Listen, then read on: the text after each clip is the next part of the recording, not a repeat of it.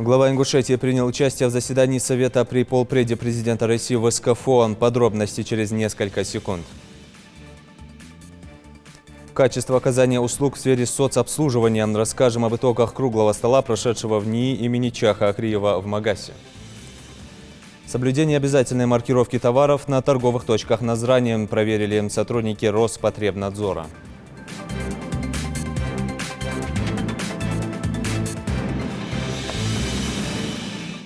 На канале Ингушетия новости 24. Здравствуйте.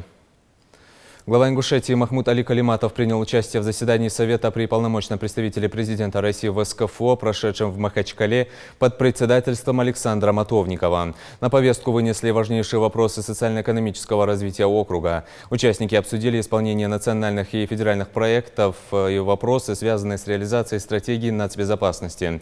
По словам полпреда в СКФО, в целом по округу реализуется 329 проектов с общим объемом финансирования более 69 миллиардов рублей.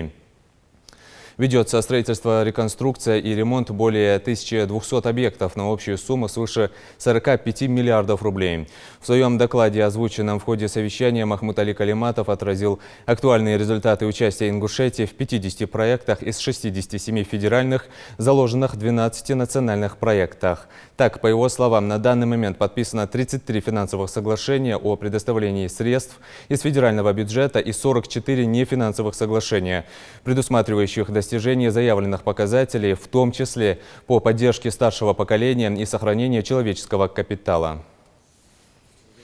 Мы уже полностью оформили участков земли на 2020 год под объекты, которые у нас будут в 2020 году. Возникают вопросы, у нас очень серьезная ситуация, коммуникационные вещи еще, газовые, водоснабжение. Необходимость есть в Назрановском районе абсолютно в аварийном состоянии школа.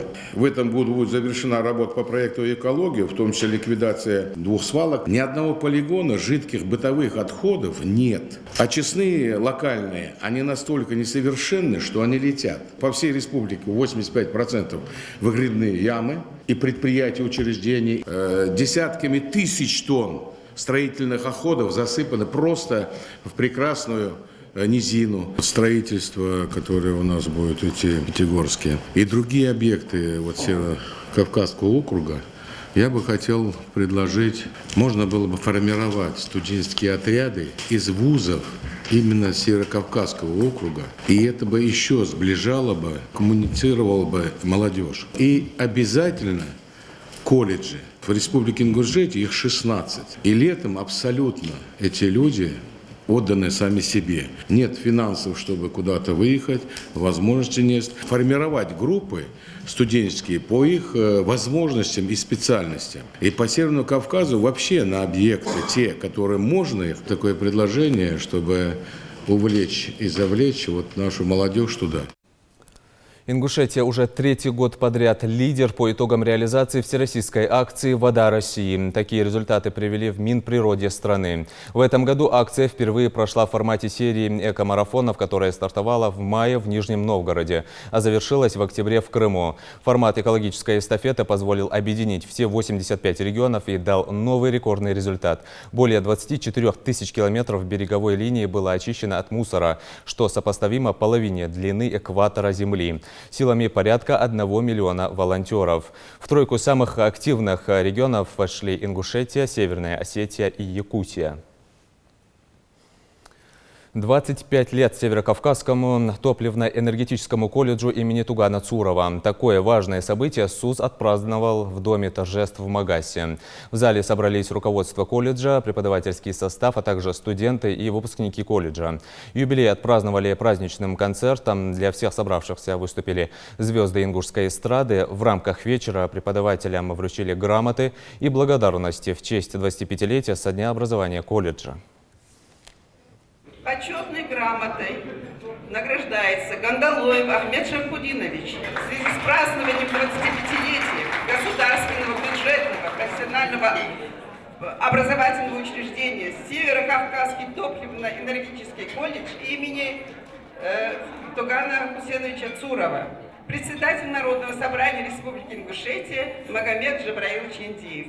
Примите мои поздравления. Я хотела бы пожелать всем нашим самым лучшим учителям добра, удачи и успеха в работе. Они у нас самые лучшие. Учителя, студенты, я вам желаю счастья. За 25 лет работы колледж подготовил около 7 тысяч специалистов среднего профессионального звена, большинство из которых трудоустроены как в Ингушетии, так и за ее пределами. Гордостью учебного заведения является его высокопрофессиональный преподавательский состав, в числе которого несколько кандидатов наук, 15 заслуженных учителей Ингушетии, 20 почетных работников профессионально-технического образования республики.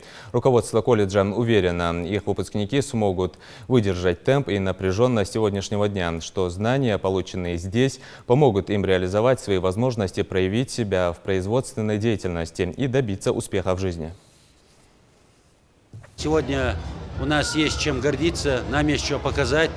Наши выпускники востребованные и работают во всех уголках нашей большой родины, и работают неплохо. Наших выпускников отличает профессионализм и стремление работать и зарабатывать. У нас есть перспективы. Мы смотрим смело в будущее. Взаимодействие власти и общества и другие социально значимые вопросы были вынесены на повестку круглого стола, который прошел в НИИ имени Чаха Ахриева в Магасе. На заседании Общественного совета обсудили тему контроля по независимой оценке качества и условий оказания услуг организациями в сфере соцобслуживания. Присутствовали и представители Общественной палаты России. Жаридат Халухоева с подробностями. Как правильно выстроить работу с властью и решить накопившиеся социально значимые проблемы в жизнедеятельности общества? Ответы на эти вопросы лежат на поверхности, уверена Галина Осокина. Член Общественной палаты России в своем докладе призывает не указывать на ошибки, а находить рычаги взаимодействия, чтобы их было как можно меньше. Бывают такие моменты в регионе, в области, в республике, когда не все сразу власть увидит, а общественники подсказали, и вопрос решен. Поэтому я делюсь именно таким опытом и предлагаю всегда в любом регионе выстроить отношения между властью и обществом. А это как раз общественные советы, это как раз общественная палата, это как раз представители региона в Общественной палате России, которые имеют огромный опыт. Как пример объективной независимой оценки качества условий оказания услуг организациями в сфере социального обслуживания, Осокина демонстрирует работу общественного контроля в реализации национального проекта «Безопасные и качественные автомобильные дороги» в Вологодской области. Что предлагает президент? Внедрение общедоступной информационной системы контроля за формированием и использованием средств дорожных фондов всех уровней в 2019 году. Но следующий-то год у нас тоже есть, мы тоже можем это делать. И мы это делаем все время. И говорим, давайте отдадим деньги на ту часть дороги, которая действительно требует огромных вложений, а не будем по немножечку на каждую дорогу, по капельку денежки. А на что это даст? А ничего ведь это не даст.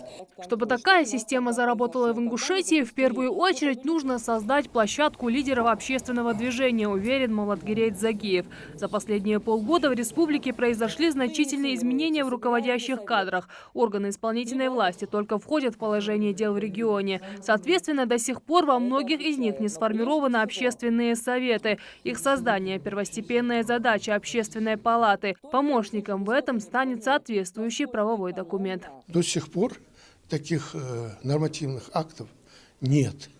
И мы считаем, что это большой недостаток. Мы не раз обращались в Общественный совет, в Общественную палату России, выступали там на пленарных заседаниях, на текущих заседаниях Общественной палаты России и говорили о необходимости разработки, проявления инициативы, правовой инициативы в создании нормативного правового акта. Но до сих пор этого нет. Но то, что мы даем рекомендации нашим руководителям органов исполнительной власти, это вполне достаточно для того, чтобы сформировать эти самые советы. Качество условий оказания услуг организациями в сфере социального обслуживания во многом зависит и от самих общественников. Точнее, от того, создан ли общественный совет под определенного руководителя, или туда набирается инициативная группа людей, которые действительно горят желанием сделать лучше. Мы даем членов, 2 членов, а остальных уже через общественные организации добираются.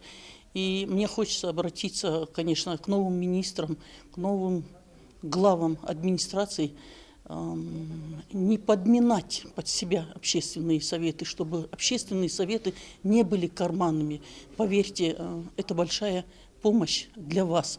Слышать не жалобы от людей, а слышать предложения, рекомендации общественных советов. От активности общественных советов, как и палаты, в целом зависит не только успех одного конкретного дела, но и общее благополучие региона. Насколько республика преуспеет в своем развитии, настолько можно будет судить о деятельности общественных советов по независимой оценке качества условий оказания услуг организациями. Шарадат Хулхоева, Адам Далаков, Новости 24. Госдума приняла законопроект, согласно которому с 2020 года будут введены электронные трудовые книжки. Так, с 1 января работодатели могут сформировать для сотрудников электронный файл с информацией об основных местах работы и трудовом стаже. Там также должна быть указана информация об увольнениях и причинах прекращения трудового договора. О нововведениях работодатель должен уведомить сотрудников до 30 июня 2020 года, а также предложить им продолжить вести бумажную трудовую книжку или перейти на электронную. Законопроект коснется и новых работников. Тем, кто только начнет работать в 2020 году, электронные книжки будут оформляться сразу. А вот с 1 декабря уже вступили новые законы для россиян. Пени на неоплаченные налоги, контроль за сим-картами, обязательная зимняя резина для автомобилей, тарифы на электроэнергию. В списке новшеств и обязательная маркировка товаров, наличие которой уже начали проверять сотрудники Роспотребнадзора. Комиссия провела проверку торговых точек и павильонов в Назрани. Сколько нарушений выявил рейд, расскажет наш корреспондент. Вот сейчас и распоряжение правительства вышло, что и обувь надо сейчас маркировать. Но это 3 марта сказали, еще на рассмотрение закон. Одежду надо маркировать. Уже есть, уже он вступил с 1 декабря. Быть честной торговле – такая предпринимательская деятельность, которая исключает распространение всех видов нелегальной продукции, будь то контрафакт, фальсификат или контрабанда, уверенно становится на твердую почву. Закон об обязательной маркировке товаров средствами идентификации вступил в силу в отношении отдельных товаров. На каждый товар, который реализуется сейчас у нас в торговых точках, обязательно вот сроки уже введения с 1 декабря 2019 года. Это табачная продукция, духи и туалетная вода, обувь, предметы одежды, это легкая промышленность, шины.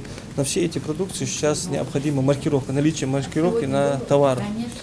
Это делается для того, чтобы минимизировать долю контрафакта, то есть серого рынка на территории Российской Федерации, то есть обезопасить наших потребителей от покупки контрафактной продукции. Наличие в торговом павильоне у предпринимателя Зуры Тагаевой различной продукции, как обувной, так и предметов одежды, вызывает такие же разные вопросы и у сотрудников Роспотребнадзора. Все дело в сроке введения обязательной маркировки. Если нанесение средств идентификации на обувную продукцию является обязательным с 1 марта 2020 года, то срок введения обязательной маркировки на предметы одежды вступил в законную силу с 1 декабря, о чем в полной мере не осведомлен предприниматель. И это является веским поводом для защитников прав потребителей для вынесения предупреждения. Если они будут продолжать без маркировки это уже реализовывать, нами будут предприниматься меры административного воздействия, то есть предусмотренной частью 2 статьи 15-12 КоАП Российской Федерации. На них будут накладываться штрафные санкции с конфискацией товара, который не прошел эту маркировку. В связи с этим мы находимся, предупреждаем. Специальный цифровой код, который гарантирует подлинность и качество товара. Основная задача системы, именуемой «Честный знак», это повышение уровня безопасности россиян и борьба с некачественными аналогами. Нанесение такой цифровой маркировки позволяет получить всю информацию о товаре: название предприятия-изготовителя, место, дату и время производства или продажи, срок годности, артикул и даже номер стандарта. Эти чипы означают то, что этот товар качественный, то, что он произведен на фирме, что это не контрафакт. Его дают только на фирменный товар, на качественный товар. Здесь указана вся информация, то есть из чего товар произведен, натуральное это норка, сырье, какая фирма ее произвела, кто ее импортировал, если завезли, если здесь продавал, какая фирма ее шила. И да, конечно, у потребителя контроль идет. Отныне наличие этого знака предоставит каждому потребителю возможность узнать всю необходимую информацию об интересующей его продукции. Каждый потребитель, покупатель может закачать себе на смартфон программу и с помощью этой программы, поднеся к этому штрих-коду, уже считывать тот товар, и вся эта информация о товаре уже они могут уже взять со своего смартфона. О том, что с контрафактом и фальсификатом нужно вести борьбу беспощадную, свидетельствуют данные Минпромторга. С начала 2018 года на российском рынке выявлено свыше 6 миллионов контрафактной продукции. Как отмечают сотрудники Роспотребнадзора, это серьезная проблема как самих потребителей, которые за свои деньги получают товар сомнительного качества, так и для владельцев продукции, что в свою очередь негативно сказывается на их репутации и влечет финансовые убытки. Жрадат Хулхоева, Ада Мережкова, Асхат Белакиев, Новости 24. Рагда Ханиева уверенно прошла в полуфинал телепроекта «Голос», исполнив сразу 2 песни популярных певиц Зиверт и Билли Айлиш. «Каждое мое выступление – шаг к самой себе», – поделилась Рагда после удачного выступления. Зал и наставники высоко оценили исполнение 18-летней вокалистки, но впереди самые трудные вокальные битвы. Сейчас наставник команды назовет имя того, кто останется в проекте дальше. Я, как волк, выбираю красную шапочку. Рагда Ханиева остается в суперпроекте «Голос». Стопроцентный нокаут, и это без каких-либо физических действий. Ее оружие – голос, мощь которого чувствуешь даже через экран телевизора. Финалистка детского песенного конкурса «Голос» 2014 года вновь выступает на знакомой сцене. Теперь уже во взрослом проекте. Рагда Ханиева успешно прошла 3 этапа вокального конкурса и теперь готовится к полуфиналу.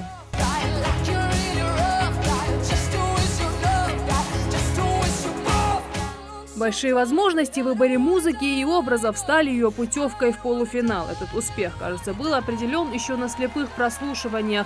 Сочетание вокальных данных с лиричным произведением австралийской певицы Си не могли оставить равнодушным. Свои кресла к участнице развернули 3 члена жюри. В итоге в наставнике себе певица выбрала Сергея Шнурова, с которым они создали совершенно новый для Рагды номер на поединках.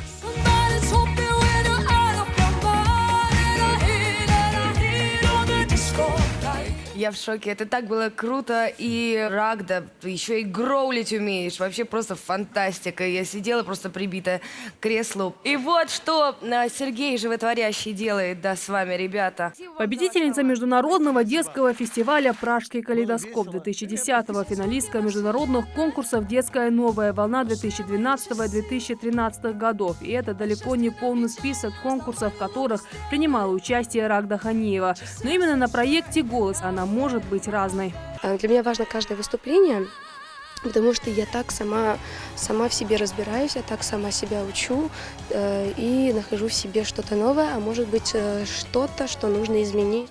Делать то, что идет от сердца, заниматься делом, которое нравится. Мечта, которая сподвигла вокалистку вновь окунуться в проект и почувствовать эти непередаваемые эмоции. Сейчас Ханиева живет и учится в Москве, но при этом не забывает о родной Ингушетии. Ее часто приглашают на родину принять участие в различных мероприятиях.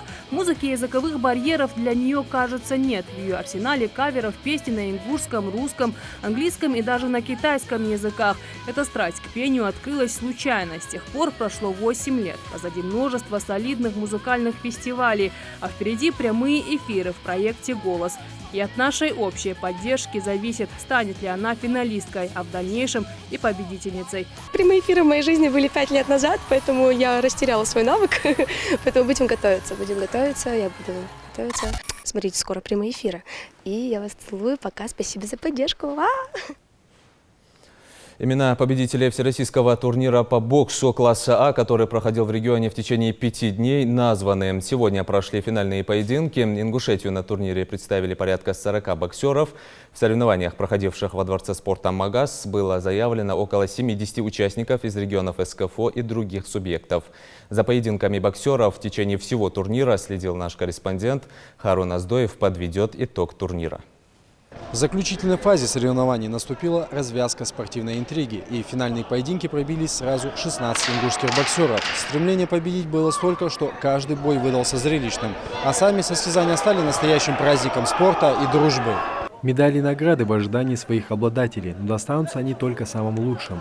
Для многочисленных поклонников бокса самая зрелищная часть соревнований – это финал, в который прошли 20 бойцов в 10 весовых категориях. Один из самых юных участников турнира, Ислам Шаухалов, претендует на победу, однако Хизир Измайлов на опыте переигрывает воспитанника Магомеда Заурова и заслуженно забирает первое место в своем весе. Это не самый сложный бой для меня был, но пришлось потрудиться. Дальше мои планы – поехать на Кубок России и стать там первым. Подобные соревнования проходят по всему миру. Например, в США они называются «золотые перчатки». Турнир памяти Суланбека Асканова – это визитная карточка республики. В свое время его участниками и победителями становились такие известные боксеры, как Ислам Тимурзиев и Рахим Черкиев. В нынешнем году свое мастерство показали порядка 70 спортсменов из 5 регионов страны, для многих из которых это в первую очередь столь необходимый соревновательный опыт. Этот турнир для нас, для обкатки ребят в дальнейшем соревновательным этапом. Наша сборная, можно сказать, что здесь первое место заняли. Ребята в нескольких весовых категориях престижных стали первыми номерами. И золотыми чемпионами стали этого турнира. Самая эмоциональная часть соревнования – поединок за титул. В весовой категории 75 кг за него сражались Имрам Албаков, один из самых перспективных молодых боксеров, и опытный спортсмен Мовсар Плиев. Позади несколько дней состязаний. Впереди решающий бой за звание чемпиона 19-го турнира памяти Суланбека Асканова. Призер чемпионата СКФО выходит на ринг с целью достичь желаемого титула. В полуфинале Мовсар победил Хусейна Шаухалова, а в финальной встрече оказался сильнее Албакова. Все прошло успешно, выиграл 3 боя. Первый бой был с дагестанцем, выиграл досрочно. Второй бой с местным, с Ингушетией. И третий финальный бой с Албаковым Имраном. Достойный соперник был и хороший парень. Я желаю ему удачи. Мне очень понравились зрители, болельщики. Я хотел сказать всем спасибо. Поддержка была отлично. Каждый боец демонстрирует свой стиль бокса, но у всех одна общая черта – выиграть любой ценой. Для спортсмена победа на подобном турнире – это обязательная ступень, чтобы оправдать свой труд, которым занимался столько лет. Но для Артема Киселева это еще и новые эмоции и впечатления, ведь избранный им спортивный путь привел его далеко от дома. Эмоции от участия на турнире у меня на высшем уровне. Очень сильный народ, очень сильные соперники, есть от кого набраться что нового, есть от кого набраться определенного опыта. Сегодня был полегче, потому что соперник был с меня ростом, мне всегда неудобно работать с низкими соперниками. Вчерашний парень был духовитый, сегодняшний парень тоже был духовитый, тоже на большом опыте. Очень можно отдать должное ему, нужно отдать должное. Очень понравился мне. По итогам состязаний мастеров кожаной перчатки определились не только лучшие боксеры турнира, но также будет сформирована команда республики для участия в чемпионатах нового сезона. Турнир нам показал наших спортсменов, готовность спортсменов, их огромное желание, подготовку и составил новый список победителей наших действующих спортсменов. В дальнейшем этот турнир не был отборочный, это просто мастерский турнир, мы знаем, да? В дальнейшем уже в следующем году будут и чемпионаты республики, СКФО, чемпионаты России. Ну, ребята вот благодаря вот таким турнирам готовятся к дальнейшим серьезным мероприятиям спортивным. Этот турнир закрывает сезон бокса не только в Ингушетии, но и на всем Северном Кавказе. В следующем году турнир памяти Суланбека Асканова отметит свой юбилей. Не исключено, что соревнования получат статус международных, а для многих боксеров это станет стартовой площадкой в мир большого спорта. Харон Аздоев, Магомед Даскиев, Новости 24. Наш выпуск на этом завершен. Оставайтесь на канале Ингушетия.